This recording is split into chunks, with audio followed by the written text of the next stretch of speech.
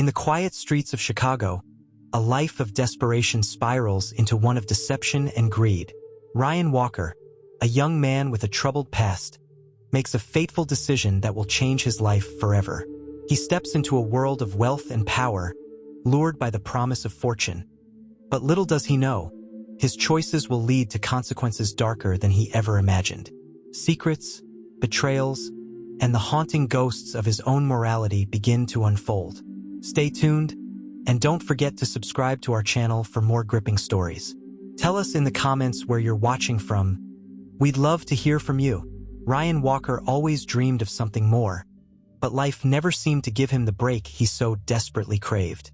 The Chicago skyline loomed like a silent judge over his cramped studio apartment, where he sat that evening, staring at a stack of overdue bills. A knock at the door broke his trance. It was his landlord. "Ryan, I've given you enough chances. If you don't have the rent by Friday, you're out," the man growled, his tone sharp with finality. Ryan closed the door and sank onto his worn-out couch. He had no job, no savings, and no family to turn to. His parents had passed away when he was a teenager, leaving him to navigate life alone. He glanced at an old photograph of them on the coffee table, their faces smiling back at him as if mocking his failures. The night stretched on, and Ryan, desperate for a solution, scrolled aimlessly through job listings. One ad caught his eye: companionship needed, generous compensation, serious inquiries only. The address listed was in a wealthy neighborhood, one he had only seen from a distance. Something about it felt off, but Ryan was too desperate to care. The next morning, he found himself standing in front of a sprawling mansion. The house seemed alive with its grandeur, its ivy-covered walls and towering gates exuding an air of mystery.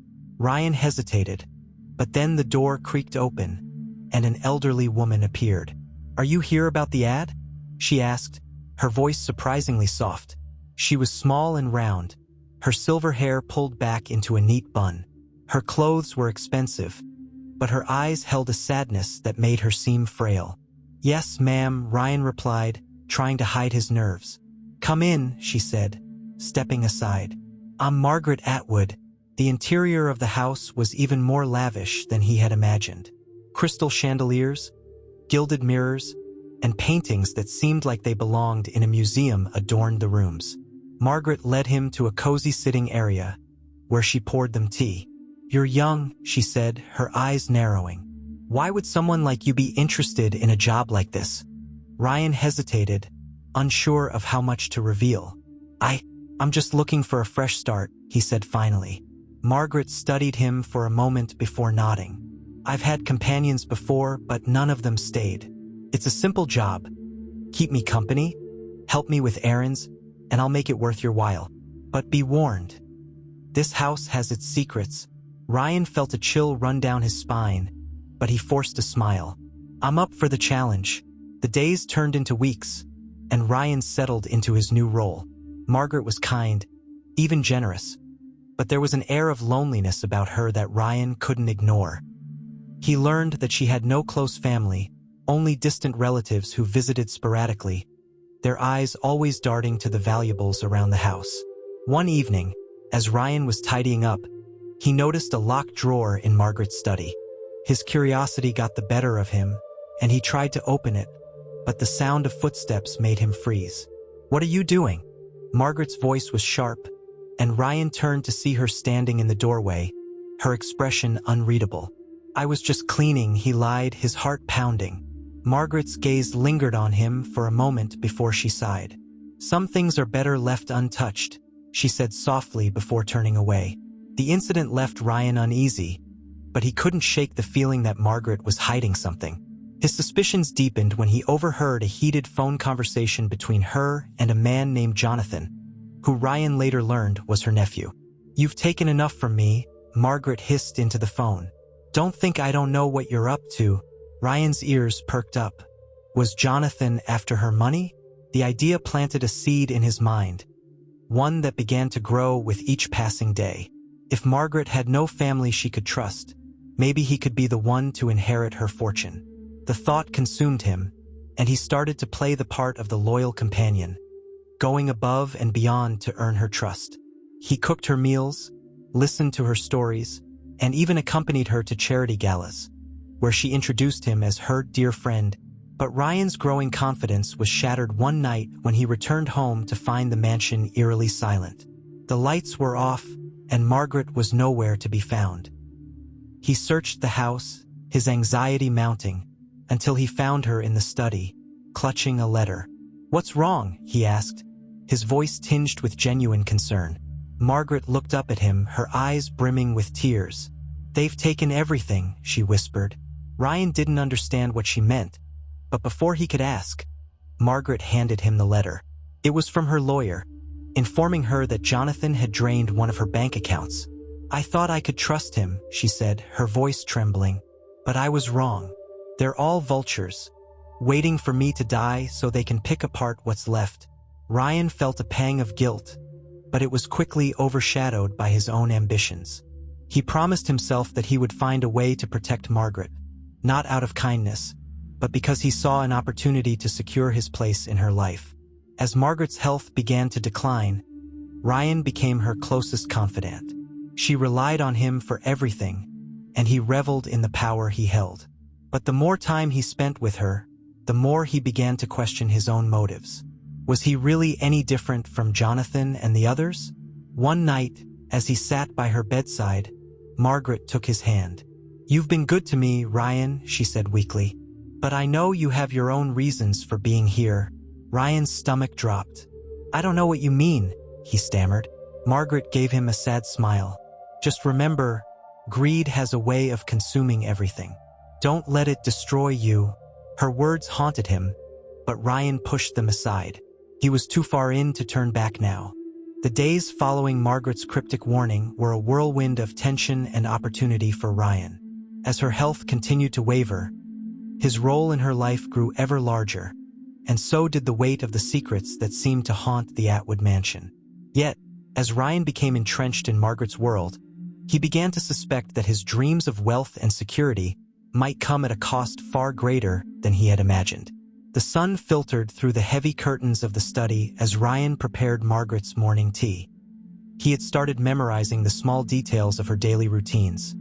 How she liked her Earl Grey steeped precisely 4 minutes, the way she folded her napkins even when dining alone, and her fondness for sitting by the window as the world moved quietly beyond the mansion gates. "You're early today," Margaret said, her voice raspy from a restless night. She sat at the grand piano, her fingers grazing the keys absent-mindedly. "I thought I'd get a head start," Ryan replied, setting the tea on the table beside her. He hesitated before adding, "How are you feeling?" Margaret gave a small, weary laugh, like an old woman waiting for time to catch up with her. "But I appreciate the concern." Ryan nodded, his gaze drifting to the locked drawer in her desk. His curiosity about its contents had only grown stronger since their first encounter there. Whatever Margaret was hiding, he was certain it was important, and potentially the key to his future. As the morning stretched on, Margaret retreated to her room for rest, and Ryan seized the opportunity to search the house. He began in the study, carefully opening drawers and examining papers. Most of it seemed unremarkable: correspondence with charities, property deeds, and invitations to high society events. But when he came across an old, weathered photograph tucked between sheets of stationery, he froze. The photo was of a younger Margaret standing beside a man Ryan didn't recognize. Her face was radiant with happiness, a stark contrast to the weary woman he knew now. Behind them stood the mansion, but something about it looked different. Less pristine, more alive. On the back of the photograph, in elegant script, were the words, "Together, always." 1964. Ryan frowned. Margaret had never mentioned being married, and the name Atwood didn't appear anywhere on the photo. Who was this man? And what had happened to him? The sound of footsteps approaching made Ryan shove the photo back into the drawer and close it just as Margaret entered the room. "You're awfully busy today," she said, her sharp eyes scanning him. "Just organizing some papers," Ryan said quickly, his pulse racing. Margaret said nothing, but her gaze lingered for a moment before she turned away. Later that evening, Ryan decided to visit a nearby diner for dinner. The mansion's heavy atmosphere had begun to suffocate him, and he needed a break. The warm, bustling diner was a stark contrast to the cold elegance of Margaret's home. He slid into a booth and ordered a coffee, trying to shake the image of the mysterious photograph from his mind. As he stirred his coffee, a voice interrupted his thoughts. "Ryan Walker, right?" He looked up to see a woman standing beside his table. She was about his age, with sharp features and an air of confidence that made her seem out of place in the small-town diner. "I'm sorry, do I know you?" he asked, confused. "Elena," she said, sliding into the seat across from him without waiting for an invitation. "We met at the charity gala last month." "I was with Jonathan." Ryan's stomach tightened at the mention of Jonathan. He hadn't seen Margaret's nephew since the day Margaret had received the devastating letter about her drained account. "What do you want?" Ryan asked, his tone guarded. Elena leaned in, her voice lowering. "I know what you're doing, cozying up to Margaret, playing the loyal companion. Let me guess, you're waiting for her to die so you can cash in." Ryan bristled. "I don't know what you're talking about." Elena smirked. "Save it. I've seen her go through men like you before. Sweet little Ryan, the devoted caretaker, just waiting for his big payday. But let me give you some advice. Margaret isn't as clueless as she seems." Ryan's jaw tightened. "Is that why you're here? To warn me off?" "No," Elena said, leaning back. "I'm here because Jonathan has a proposition for you. Back off and he'll make it worth your while." Ryan's heart raced, but he forced himself to remain calm. "Tell Jonathan I'm not interested." Elena's smile faded, and for a moment, Ryan saw something dark in her eyes. "Suit yourself," she said, standing. "But don't say I didn't warn you." As she walked away, Ryan couldn't shake the feeling that her warning was more than just a threat. Back at the mansion, Ryan found Margaret in the parlor, staring at the fireplace. The room was dimly lit, the flickering flames casting shadows across her face. "Where have you been?" she asked without turning around. "Just out for a walk," Ryan lied. Margaret's hands tightened around the armrests of her chair. "Be careful who you trust, Ryan. People will tell you what you want to hear, but they'll always have their own agenda." Her words hit uncomfortably close to home, and Ryan wondered if she knew more about his intentions than she let on. "I only want to help you," he said quietly. Margaret turned to look at him, her eyes filled with a mixture of sadness and resignation. "Then be honest with yourself first," she said before retreating to her room. The days that followed were tense. Ryan couldn't stop thinking about the photograph, about Jonathan's schemes, or about Margaret's cryptic warnings. Each day, the mansion seemed to grow colder, its opulent halls feeling more like a prison than a sanctuary. One evening, as he sat alone in the study, he heard a faint creaking sound. He turned to see the locked drawer in Margaret's desk slightly ajar. His pulse quickened as he approached it, unsure of what he might find. Inside, he found an envelope addressed to Jave Atwood. The handwriting matched the inscription on the back of the photograph. Ryan hesitated before opening it, his fingers trembling. The letter inside was short but chilling. "You took everything from me. You'll pay for what you've done." Ryan's breath caught in his throat. What had Margaret done? And who had written the letter? Before he could process the implications, a sudden noise echoed through the house. It sounded like something heavy falling. Ryan froze, his mind racing. Was it Margaret? Or something or someone else? As he stepped out into the hallway, the air seemed to grow colder, and a sense of dread washed over him. Whatever was happening in the Atwood mansion, Ryan was starting to realize he might be in over his head. The Atwood mansion was unusually silent that night, the kind of silence that felt heavy and foreboding. Ryan moved cautiously through the dimly lit halls, his steps echoing against the polished hardwood floors. The sound he had heard moments ago, a loud crash, distant but jarring, still reverberated in his mind. Every shadow seemed to stretch and twist, making him feel as though he were being watched. When he reached Margaret's bedroom, he hesitated. The door was slightly ajar, the faint light from her bedside lamp spilling into the hallway. "Margaret," he called softly, his voice trembling. No answer. Pushing the door open, Ryan stepped inside. Margaret was there, sitting upright in her armchair near the window, but she looked different. Her normally composed demeanor was replaced by something more vulnerable. Her face was pale, her eyes wide with fear as she clutched a small velvet box in her hands. "What happened?" Ryan asked, his concern genuine despite his ulterior motives. Margaret didn't look at him. Instead, she stared out the window, her lips moving faintly as if speaking to someone, or something, that wasn't there. "Margaret," Ryan repeated, stepping closer. Finally, she turned her head, and the look in her eyes sent a shiver down his spine. "It's starting again," she whispered, "just like before." "Starting? What's starting?" Ryan crouched beside her, trying to piece together what she meant. Margaret shook her head, tears welling in her eyes. "You wouldn't understand." Her grip tightened around the box. "They never do." Before Ryan could press her further, she stood abruptly, her frailty momentarily forgotten. "Leave me, Ryan. Go to bed. You don't belong in this mess." Ryan spent the rest of the night pacing his room. The velvet box burned into his mind. What was Margaret hiding? And what did she mean by "it's starting again"?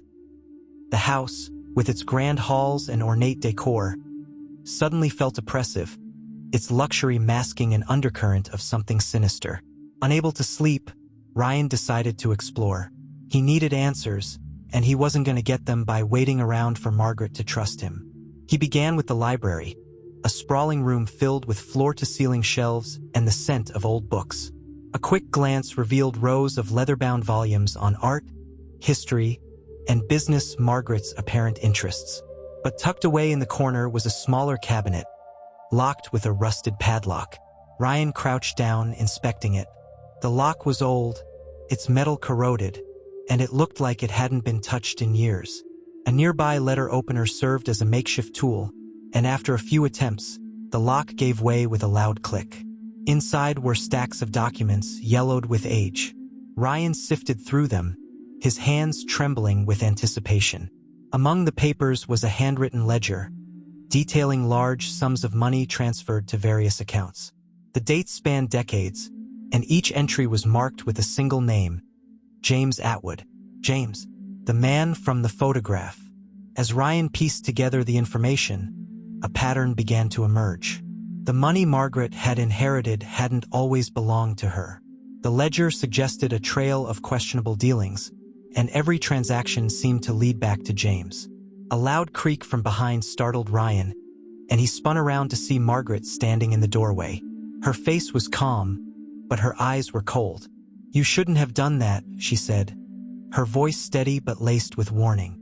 I wasn't trying to," Ryan stammered, but Margaret held up a hand to silence him. "You wanted to know the truth, didn't you?" she said, stepping into the room.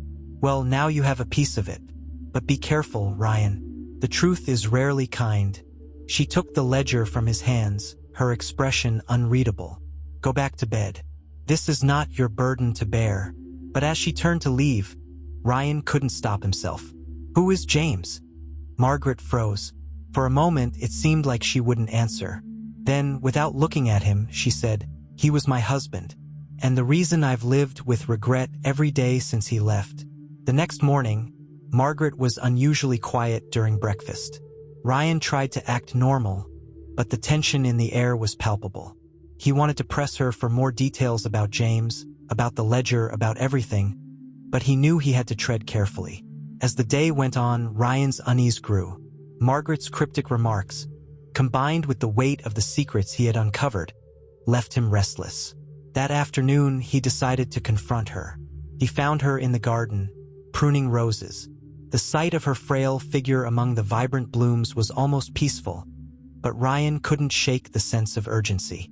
"Margaret, we need to talk," he said, his voice firm. Margaret didn't look up. "About what, Ryan? The past you're so eager to uncover?" "Yes," he said, stepping closer. "I found the ledger. I know about the money, and I know about James."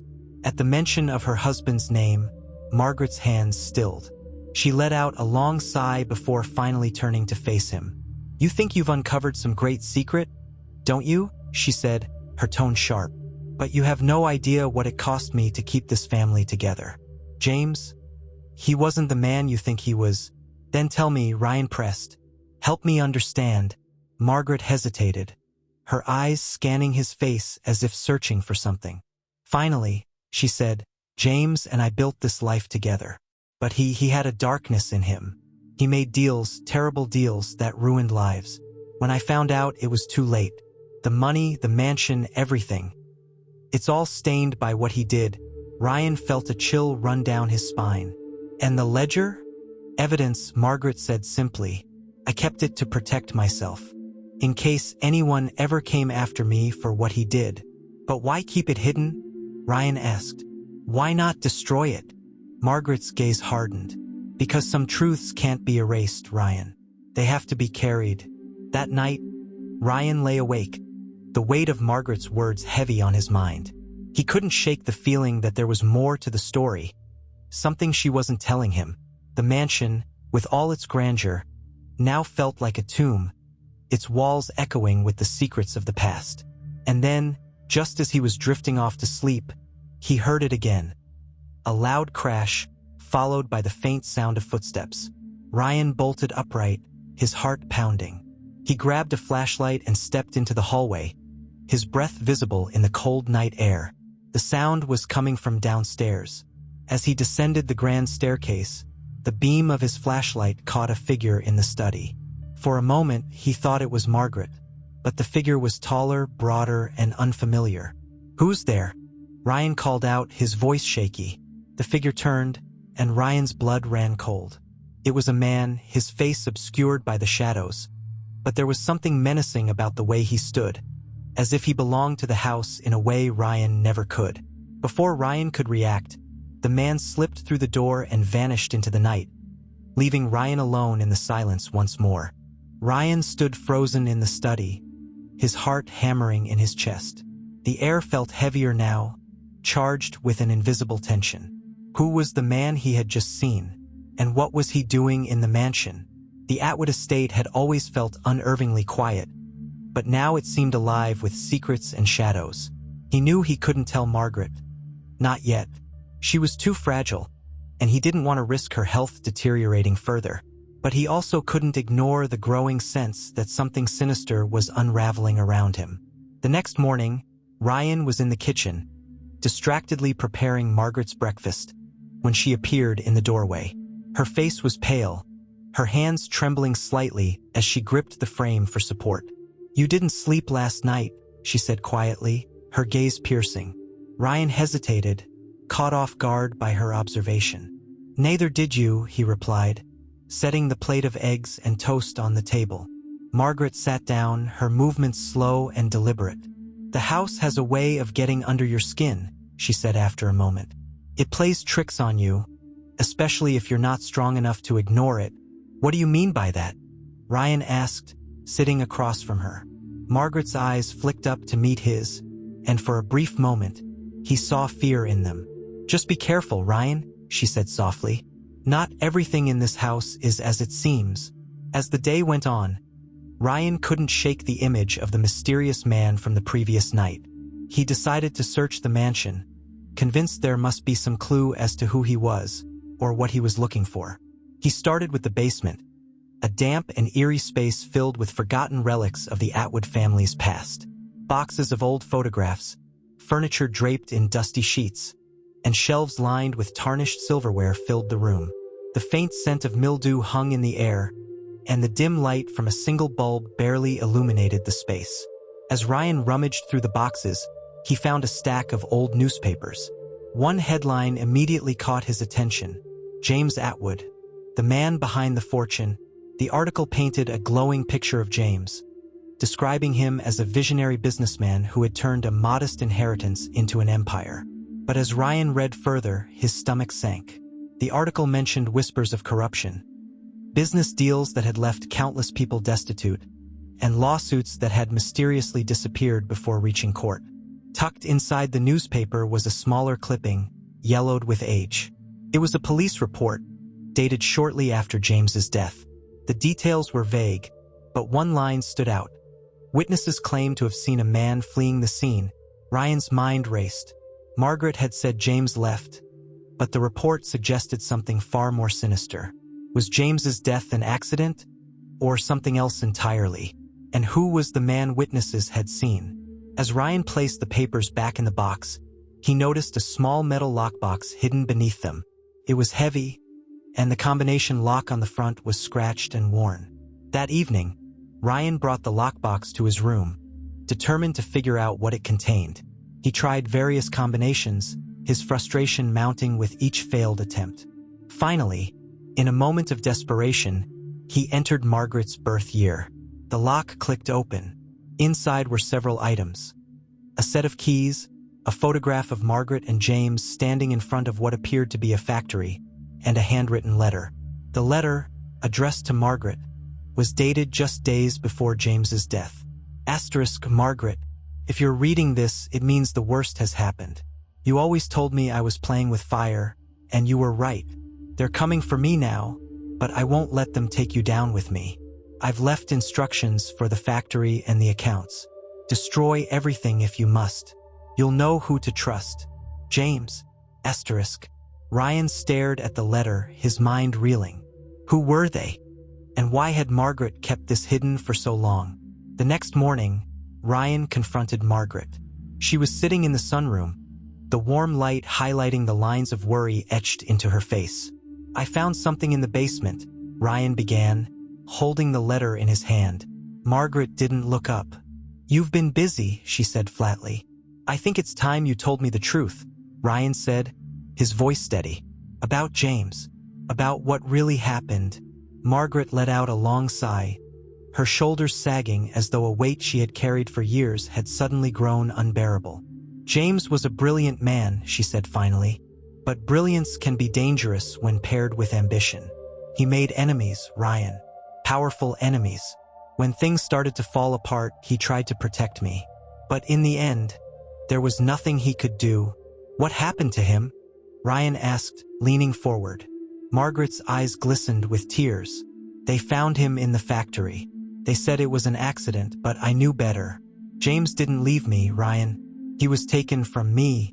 Ryan felt a chill run down his spine. The factory in the photograph, the same one mentioned in the letter, suddenly took on a new significance. Who were his enemies? He pressed. Margaret shook her head. It doesn't matter now. They're gone. But the things James did, the deals he made, they left scars. On this house. On me. And now, it seems, on you. That night, Ryan couldn't sleep. He lay in bed, staring at the ceiling, the weight of Margaret's words pressing down on him. He thought about the factory, the lockbox, the ledger, and the mysterious man he had seen in the house. At some point, exhaustion overtook him, and he drifted into a restless sleep. But his dreams were filled with unsettling images. James standing in the shadows, Margaret crying, and the mansion crumbling around him. Ryan woke with a start, his heart racing. Something felt wrong. The air was thick, almost suffocating, and the faint sound of footsteps echoed from the hallway. He grabbed the flashlight from his nightstand and stepped into the corridor. The house was silent, but the oppressive feeling lingered. Ryan followed the sound, his pulse quickening with each step. It led him to the study, where the door was ajar. He pushed it open, the beam of his flashlight cutting through the darkness. In the center of the room, the velvet box Margaret had been holding earlier was now on the desk, its lid slightly open. Inside was a single object, an old factory key. As Ryan reached for it, a voice behind him made him jump. I warned you, Margaret said, her voice low and trembling. Ryan turned to face her, but it wasn't anger he saw in her eyes. It was fear. Margaret, what's going on? He asked, his voice barely above a whisper. She stepped closer, her hands clasped tightly in front of her. They're watching, Ryan, she said, her voice cracking. They've always been watching. Before Ryan could respond, the faint sound of a door slamming echoed through the house, sending a shiver down his spine. Whatever was happening, he knew it was far from over. Ryan barely slept after Margaret's cryptic warning. The mansion, once just an unsettling place with strange vibes, now felt like a living, breathing entity that fed on his unease. Margaret's words echoed in his mind. They've always been watching. Who were they? And how were they connected to the man he'd seen, to James's letter, and to Margaret's buried secrets? Morning came too soon, and the light filtering through the curtains did little to shake the heavy tension that clung to the house. Ryan decided it was time to confront Margaret properly. He needed answers, no matter how painful or dangerous they might be. He found her in the study, sitting in the same chair she'd occupied during their last conversation. The velvet box with the factory key was still on the desk, as if waiting for him. "You're up early," Margaret said, her tone devoid of its usual warmth. "I couldn't sleep," Ryan replied. He moved to the desk, picking up the key. What does it open?" Margaret's gaze hardened. "You've gone too far, Ryan. You've meddled in things that were never meant for you." "Maybe I have," Ryan admitted, setting the key down. "But I deserve to know what's going on. There's a man wandering around this house in the middle of the night. There are letters, ledgers, and keys to places you refuse to talk about. If you want my help, you need to trust me." Margaret looked at him for a long moment before letting out a heavy sigh. "The key belongs to the factory," she said finally. "It's where James built everything, and where it all fell apart." "Why do you still have it?" Ryan asked. "Why keep a connection to something that caused so much pain?" "Because it's not just a place, Ryan," Margaret said, her voice trembling. "It's a reminder of what was lost, of what James tried to protect me from, and of the things I had to do to survive after he was gone." Her words sent a chill down Ryan's spine, but before he could press her further, there was a knock at the front door. Margaret stiffened, her face paling. "Don't answer it," she whispered. "Why not?" Ryan asked, already moving toward the hallway. "Ryan, please," Margaret called after him, but he ignored her. When he opened the door, he found himself face to face with Jonathan. Jonathan Atwood was everything Ryan had expected, and nothing like he'd imagined. He was tall, broad-shouldered, and impeccably dressed, his polished shoes glinting in the sunlight. His smile was as cold as his eyes, and there was a smugness about him that made Ryan's skin crawl. Well, Jonathan said, his voice dripping with false charm. "You must be Ryan. I've heard so much about you." Ryan stepped aside reluctantly, allowing Jonathan to enter. The man surveyed the mansion with an air of familiarity, as though he owned the place. "Where's Aunt Margaret?" Jonathan asked, his tone casual but probing. "Why are you here?" Ryan shot back, ignoring the question. Jonathan smirked. "I don't owe you an explanation, kid. But if you must know, I'm here to check on my dear aunt. You're just the help, aren't you?" Before Ryan could respond, Margaret appeared at the top of the staircase. "Jonathan," she said, her voice icy. "I didn't expect you." "Aunt Margaret," Jonathan replied, spreading his arms as if to embrace her. "You look as radiant as ever." "Cut the act," Margaret snapped, descending the stairs. "What do you want?" Jonathan's smile faltered, and for a moment, his mask of charm slipped. "I've been hearing rumors," he said, "about you rewriting the will." Ryan's heart skipped a beat. Was that why Jonathan was really here? Margaret's expression didn't waver. "My affairs are none of your concern." "Oh, but they are," Jonathan said, his tone darkening. "You see, Aunt Margaret, this house, this fortune, it's a family legacy. It belongs to all of us, not just you. And certainly not to some stray you've taken in." He shot Ryan a pointed look, and Ryan clenched his fists. "I've warned you before, Jonathan," Margaret said, her voice cold. "If you don't stop meddling, you'll regret it." Jonathan's smile returned, but it didn't reach his eyes. "Is that a threat?" "It's a promise," Margaret replied. After Jonathan left, Margaret retreated to her room, leaving Ryan with more questions than ever. He couldn't ignore the tension between them, or the way Jonathan had referred to him as a stray. It was clear he wasn't welcome in this world, and yet he couldn't bring himself to walk away. Later that evening, Ryan took the factory key and drove to the address listed on the old photograph.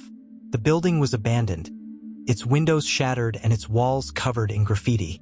The air was thick with the scent of decay, and every step echoed in the empty space. Using the key, He unlocked a side door and stepped inside. The factory was a labyrinth of rusted machinery and broken glass, its once thriving operations reduced to silence. As he explored, Ryan found a small office tucked away in the corner. Inside was a desk, its drawers still intact. He rummaged through them, finding scraps of paper, receipts, and contracts, all bearing James's name. One document in particular caught his attention. It was a contract between James and a man named Edward Crane. The terms were vague, but the signatures at the bottom were unmistakable. Edward Crane, Ryan muttered, filing the name away.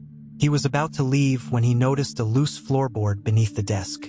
Curious, he pried it up and found a small metal box. Inside was a collection of photographs, letters, and a single journal. The journal belonged to James, and as Ryan flipped through its pages, he realized it was a record of every deal James had ever made, legitimate and otherwise. One entry stood out. Edward has promised protection, but at what cost? Margaret doesn't know, and I pray she never finds out. If this backfires, it will destroy everything. Ryan's hands trembled as he closed the journal. Whatever deal James had made with Edward Crane, it was clear it had haunted him until his death. When Ryan returned to the mansion, Margaret was waiting for him in the study. She didn't say anything, but the look in her eyes told him she knew where he had been. I found the journal, Ryan said, placing it on the desk. I know about Edward Crane. Margaret's face went pale, and she sank into her chair. Edward was James's last mistake, she said quietly. And now it seems he might be mine as well. Ryan frowned. What do you mean? Margaret hesitated, her hands trembling. Edward isn't gone, Ryan. He's still out there. And if he's found out you've been digging into the past, he won't stop until he gets what he wants. The room seemed to grow colder as her words sank in. Ryan realized then that he wasn't just dealing with family drama or a greedy nephew. He was caught in something far darker and far more dangerous than he had ever imagined. The weight of Margaret's words pressed heavily on Ryan as he sat in the study, the dim light from the desk lamp casting long shadows across the walls. Edward Crane isn't gone. The revelation had cracked open a door to a past filled with danger and betrayal, and Ryan felt as though he had stepped into something far larger than himself.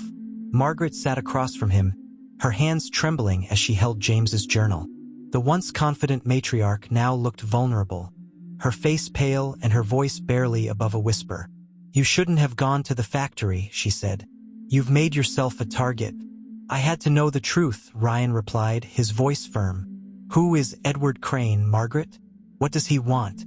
Margaret closed her eyes, the weight of her secrets too much to bear. Edward was a business partner of James, she began. At first, it seemed like a legitimate deal. James needed investors to expand the factory, and Edward offered his help. But James didn't realize Edward was different. Different how? Ryan asked, leaning forward. Margaret hesitated, then said, Edward wasn't just a businessman. He was ruthless, willing to destroy anyone who got in his way. When James tried to back out of their arrangement, Edward turned on him. I begged James to let it go, but he refused. He said he wouldn't let Edward dictate how he ran his business. That's when things started to unravel. Ryan's pulse quickened. You think Edward killed James? Margaret nodded, her eyes glistening with unshed tears. I know he did, and now he's come back to finish what he started. The next day, Ryan was on edge. Every creak of the floorboards, every flicker of movement outside the windows made him jump. He couldn't shake the feeling that someone was watching the house. Determined to protect Margaret and himself, he decided to dig deeper into Edward Crane's past. Using Margaret's old phone book, he found the name of one of James's former business associates, a man named Harold Lane. Harold's number was still listed, and after a brief, tense conversation, he agreed to meet Ryan at a small cafe on the outskirts of the city. Harold was an older man, his thin frame hunched with age but his eyes sharp and calculating. When Ryan mentioned Edward Crane, Harold's expression darkened. Why are you digging up ghosts, kid? Harold asked, his voice gruff. I need to know what happened to James Atwood, Ryan said. And what kind of man Edward Crane is. Harold let out a bitter laugh. Edward Crane isn't a man. He's a predator. He finds people with something to lose and makes them offers they can't refuse. But the moment you cross him, you're done. Did you work with him? Ryan asked. Harold's hands trembled as he picked up his coffee cup. Not directly, but I saw what he did to James. He took everything from him, his business, his reputation, even his life. And now you're telling me he's back? Ryan nodded. Margaret thinks he's still out there, watching us. Harold's face turned grim. If Edward Crane is watching, it's already too late. The only thing you can do now is run. When Ryan returned to the mansion, he found Margaret in the garden, tending to her roses. The sight was almost peaceful, a stark contrast to the storm brewing around them. I spoke to Harold Lane, Ryan said, breaking the silence. Margaret didn't look up. And what did he tell you? That Edward Crane doesn't stop until he gets what he wants, Ryan replied. But I still don't understand why he's after you. James is gone. The factory is gone. What else could he possibly want? Margaret straightened, her hands gripping the gardening shears tightly. It's not about what he wants, she said. It's about revenge. Edward doesn't forgive. He doesn't forget. And now he's using you to get to me. Me? Ryan asked, startled. Margaret turned to face him, her expression grim. You've stirred things up, Ryan. By going to the factory, by finding the journal, you've made yourself a part of this. And Edward knows that the quickest way to hurt me is through you. That night, the mansion felt more oppressive than ever. Ryan couldn't shake the feeling that someone, or something, was lurking just beyond the edges of the light. As he lay in bed, his mind raced with thoughts of Edward Crane, James's journal, and Margaret's cryptic warnings. Sometime after midnight, he heard it. The unmistakable sound of glass shattering. Ryan bolted upright, his heart pounding. Grabbing the flashlight from his nightstand, he crept into the hallway. The sound had come from the study. When he reached the room, he found the window shattered, shards of glass scattered across the floor. The velvet box was gone, and in its place was a single sheet of paper with a message scrawled in bold, black letters. Stay out of this. Ryan's hands trembled as he read the note. He turned on his heel and ran to Margaret's room, fear coursing through him. He found her sitting up in bed, her expression calm despite the chaos. It started, hasn't it? She asked, her voice steady. Margaret, we need to call the police, Ryan said, his voice frantic. No, Margaret said firmly. The police can't help us. Edward has too many connections. If we involve them, it'll only make things worse. So what do we do? Ryan asked, desperation creeping into his voice. Margaret's gaze hardened. We fight. Over the next few days, Ryan and Margaret prepared for the inevitable. Margaret revealed more details about James's dealings with Edward, painting a picture of a man who had been both brilliant and deeply flawed. He thought he could outsmart Edward, Margaret said one evening as they sat in the study. But he underestimated how far Edward was willing to go. I won't make the same mistake. Ryan admired her determination, but he couldn't ignore the growing sense of dread that hung over them. Every knock at the door, every unfamiliar car parked near the mansion felt like a threat. One evening, as they were going over James's journal, Ryan noticed a name that hadn't come up before. Victor Crane. Who's Victor? Ryan asked, pointing to the name. Margaret's face paled. Edward's brother, she said. He was James's accountant. But when things fell apart, he disappeared. Ryan frowned. Do you think he's involved in this? Margaret hesitated, then nodded. If Victor's back, it means Edward isn't working alone. As the days turned into weeks, the tension in the mansion became unbearable.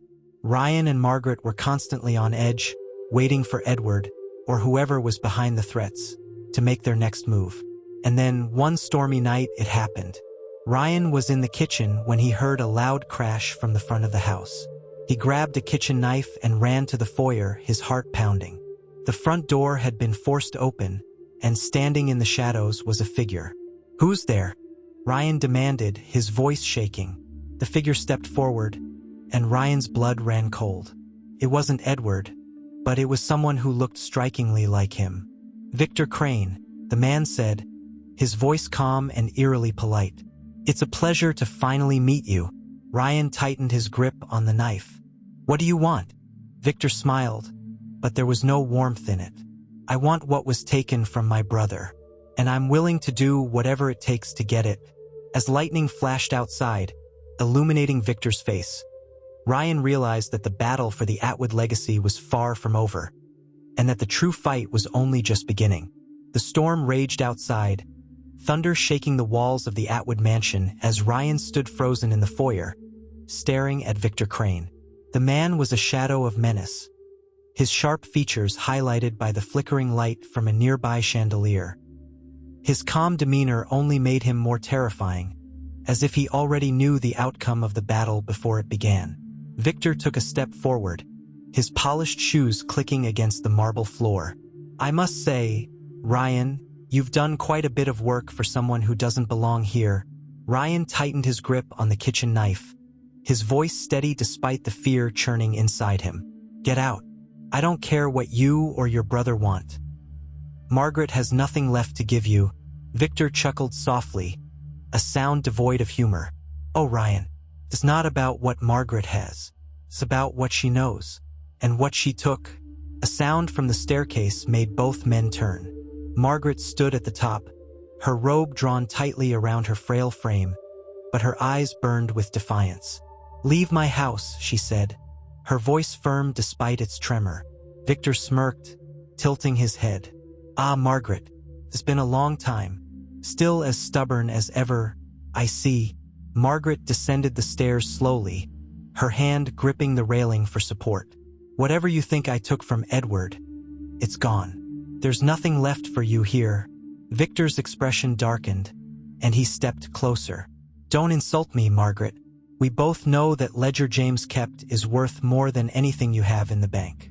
Do you think Edward's enemies forgot what he owed them? They're still out there, and they're very eager to settle old debts." Ryan's pulse quickened. The ledger, the book he had found in the factory. Was it really the reason for all of this chaos? Margaret squared her shoulders, her voice rising despite the storm outside. "That ledger destroyed my family once. I won't let it ruin what's left." Victor's calm mask slipped for the briefest moment, revealing a flicker of anger. "You think you're protecting James's legacy? He was a coward, Margaret, and now you're playing the same game he did, thinking you can outrun what's coming. But you can't. No one can." Ryan couldn't take it anymore. He stepped in front of Margaret, his knife raised. "I don't know who you think you are, but you're not getting anything from her. Leave. Now." Victor's smile returned, cold and calculating. "You have no idea what you're protecting, do you? But that's the beauty of people like you. So eager to play the hero in someone else's story." Without another word, Victor turned and walked out into the storm, leaving the front door wide open. Rain blew into the foyer, soaking the floor as lightning illuminated his retreating figure. Ryan closed the door, his hands trembling. "Who is he, Margaret?" he asked, turning to her. "What does he want with you?" Margaret slumped into a nearby chair, her strength seemingly drained. "Victor is Edward's brother, but he's always been the more dangerous of the two. While Edward thrived on intimidation, Victor was the one who made sure debts were paid, one way or another." "And the ledger?" Ryan pressed. Margaret's eyes met his, and he saw a deep sorrow there. "The ledger contains a record of every deal James made with Edward. It also lists the names of the people Edward ruined.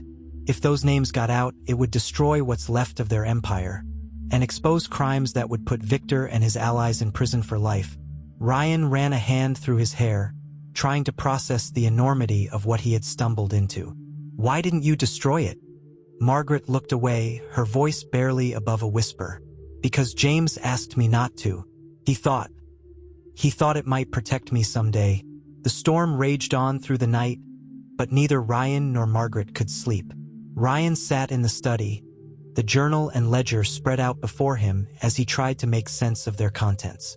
Each name in the ledger felt like a ghost, a life ruined by greed and betrayal. One name stood out, Charles Devereux. The name appeared multiple times, each entry tied to large sums of money. According to the notes, Devereux had been a silent partner in one of James's earlier ventures, but the partnership ended abruptly.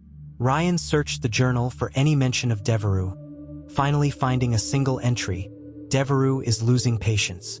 Edward promised him the factory would cover the debt, but I'm not sure it will be enough. If this deal falls apart, Devereux will come after us.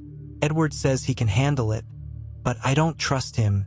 Ryan felt a chill run down his spine. Devereux was another piece of this puzzle, and if Victor was working to protect Edward's interests, it was possible Devereux was still involved. He was still poring over the documents when Margaret entered the room, her robe wrapped tightly around her. "You're still up," she said softly. "I think I found something," Ryan said, showing her the entry. "Do you know who Charles Devereux is?" Margaret's face paled. Devereux was one of Edward's financiers. He had more money than anyone I'd ever met, and no soul to match it.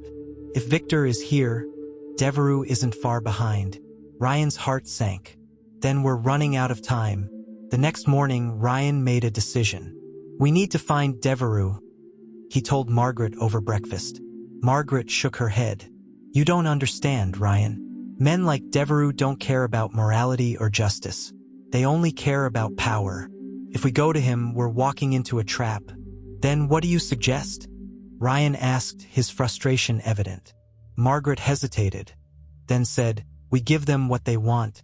Ryan stared at her, stunned. "The ledger? Are you serious? You said it would destroy them, and us along with them," Margaret replied. "If Edward's enemies get their hands on that ledger, they'll come after everyone involved, including Victor. It's the only way to end this." Ryan shook his head. "There has to be another way." Margaret reached across the table, taking his hand in hers. "Ryan, you've done more for me than anyone ever has. But this fight, it's mine. I won't drag you down with me." Ryan met her gaze, his resolve hardening. "I'm not leaving you, Margaret. Whatever happens, we face it together." That night, Ryan placed the ledger in a locked briefcase, ready to deliver it to Victor. But as he prepared to leave, a knock at the door stopped him. Margaret appeared in the hallway, her face tense. "Don't answer it," she whispered. But Ryan had already moved to the door, opening it to reveal a man he didn't recognize. He was tall and gaunt, his sharp features giving him a vulture-like appearance. "Charles Devereux," the man said, his voice smooth and cold. "I believe you have something that belongs to me." Ryan felt his blood run cold. Devereux was here, and he wasn't leaving without the ledger, or without exacting his price. Ryan's grip on the briefcase tightened as Charles Devereux stepped into the foyer, his presence as oppressive as the storm outside. The man radiated power, but it wasn't the kind that came from wealth or status alone. It was the kind that came from knowing he could crush anyone in his path. Margaret appeared at the top of the staircase, her face pale but resolute. "Charles," she said, her voice steady despite the tremor in her hands. "You're not welcome here." Devereux tilted his head, his sharp features illuminated by the chandelier's flickering light. "Margaret, it's been far too long. You've aged well, though I imagine the burden of James's sins has taken its toll." Margaret descended the stairs slowly, her eyes never leaving Devereux's. "Say what you came to say and leave. You won't intimidate me." Devereux's lips curved into a cold smile. "Oh, Margaret, I'm not here to intimidate. I'm here to collect." He turned to Ryan, his piercing gaze making him feel like a cornered animal. "And you must be the loyal caretaker. Tell me, how does it feel to carry someone else's secrets?" Ryan swallowed hard but refused to back down. "You don't scare me," he said, his voice firmer than he expected. Devereux chuckled, a sound that sent chills down Ryan's spine. "Bravery is admirable, but misplaced in a house like this.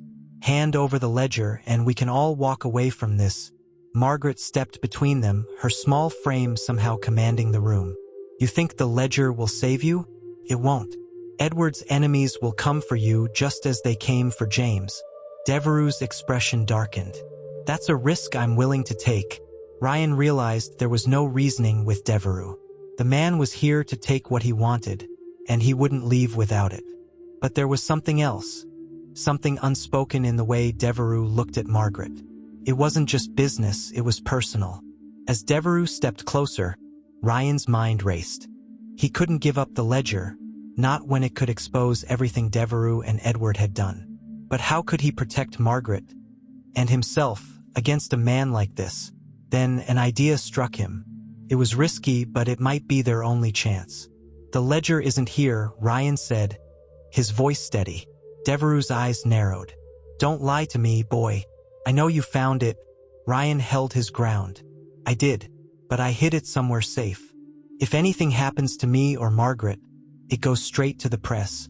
Devereux's cold smile faltered for the first time, and Ryan knew he had struck a nerve. You're bluffing, Devereux said, but there was an edge of uncertainty in his voice. Try me, Ryan said, stepping closer. You think you're untouchable, but you're not. The moment that ledger gets out, your entire empire crumbles. Do you really want to risk it? The tension in the room was palpable, the storm outside a mirror of the storm brewing between them. Devereux stared at Ryan, his expression unreadable, before finally stepping back. Well played, he said, his tone icy. But you've only bought yourself time. Edward doesn't like loose ends, and neither do I. With that, he turned and left, the sound of the door slamming behind him echoing through the mansion. Margaret collapsed into a chair, her strength finally giving out.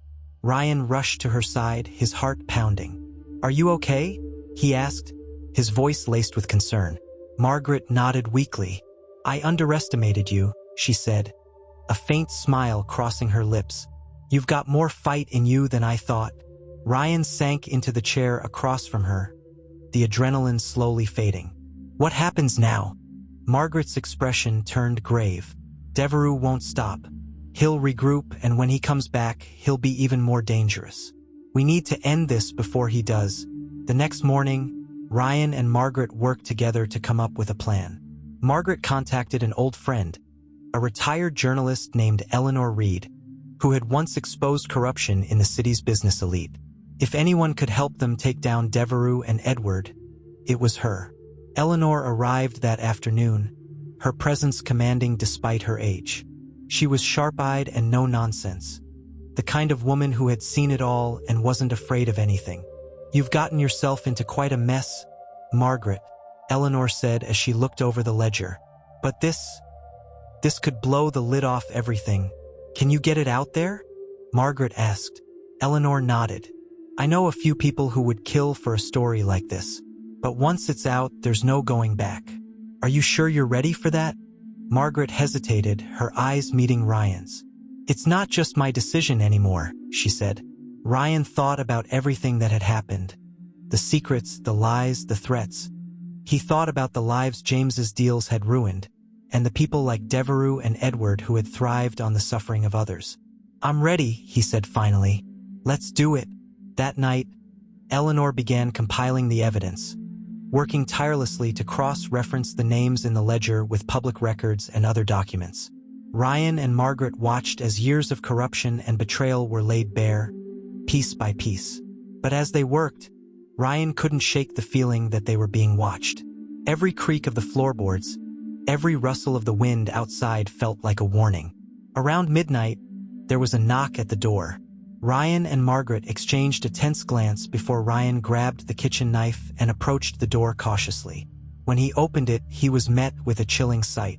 Victor Crane stood there, his face battered and bloodied, his once polished demeanor shattered. They're coming, he said, his voice barely above a whisper. You don't know what you've started. Before Ryan could respond, Victor collapsed on the doorstep, unconscious. The mansion erupted into chaos as Ryan and Margaret dragged Victor inside, unsure of whether to help him or leave him to his fate. Eleanor, ever the pragmatist, searched his pockets and found a crumpled note. You failed us. Now it's our turn.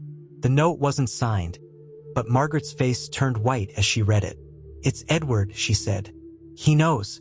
Ryan felt a surge of panic. If Edward knew what they were planning, it meant they were out of time. What do we do? He asked, his voice trembling. Margaret's eyes hardened, and for the first time, Ryan saw a glimpse of the woman she must have been years ago.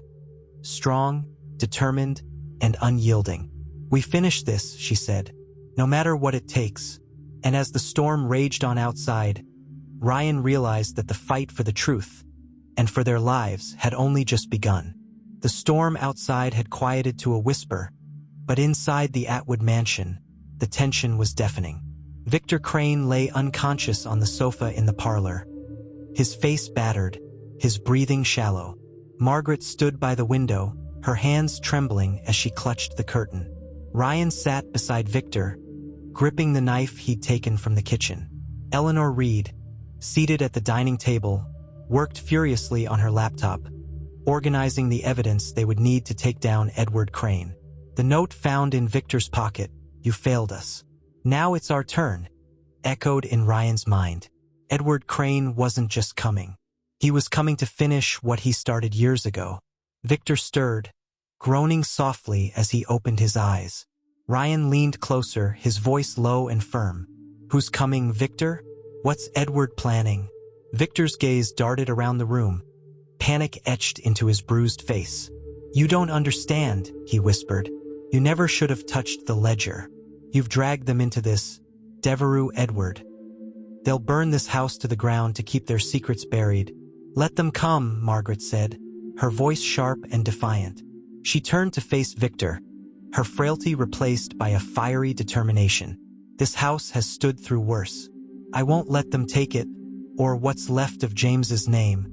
Victor let out a bitter laugh. "You think you can fight them?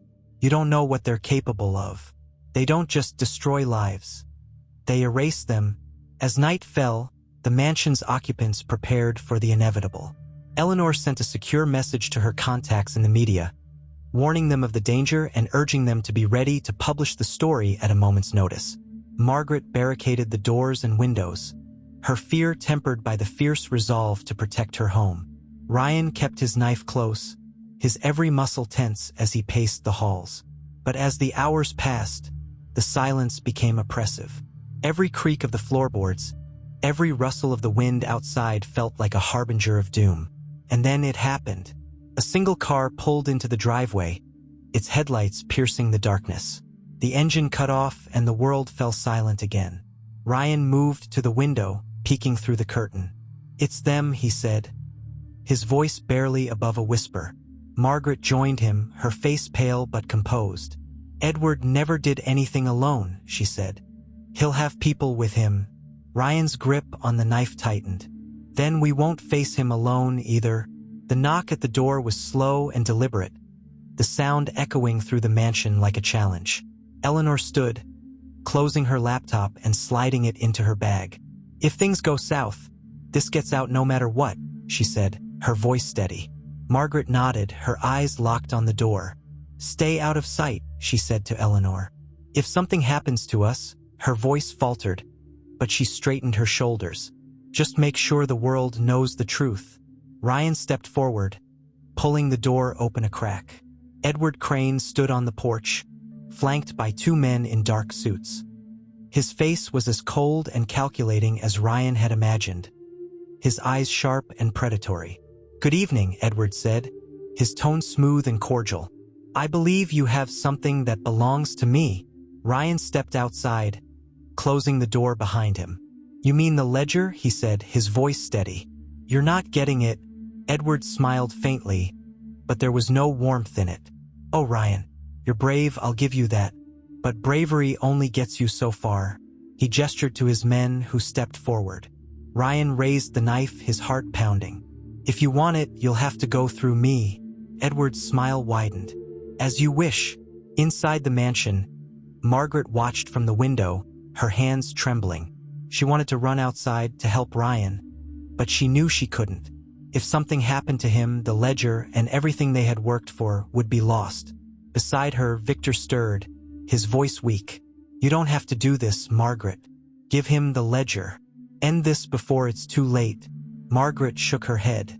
"If we give him the ledger, he'll kill us anyway. This isn't just about the money, it's about silencing us.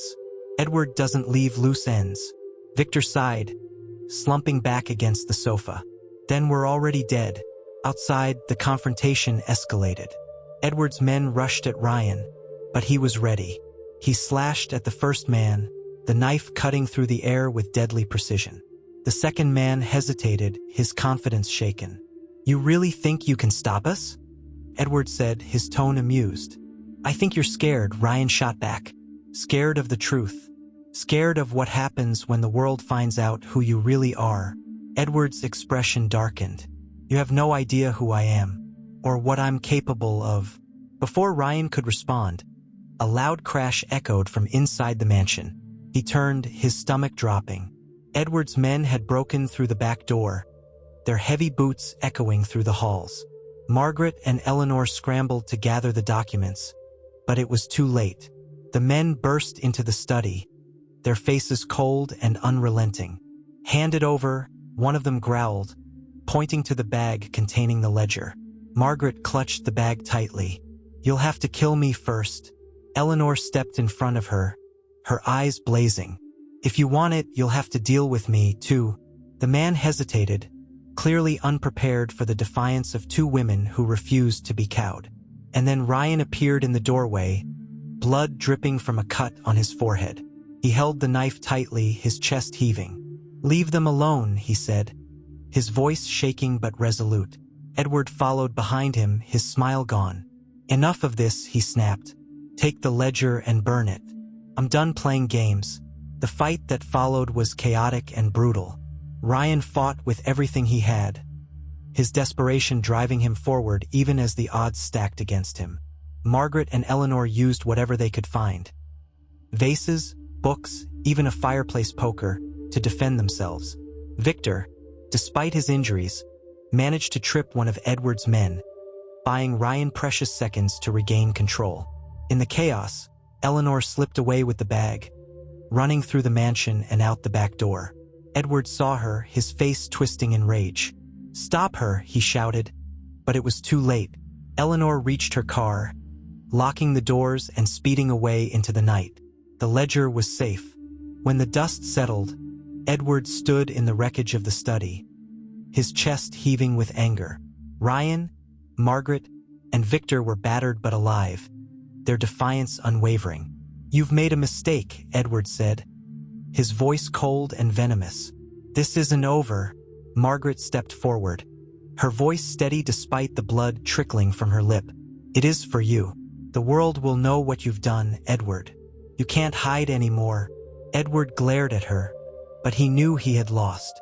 With a sharp gesture to his men, he turned and left, the sound of their retreating footsteps echoing through the shattered mansion.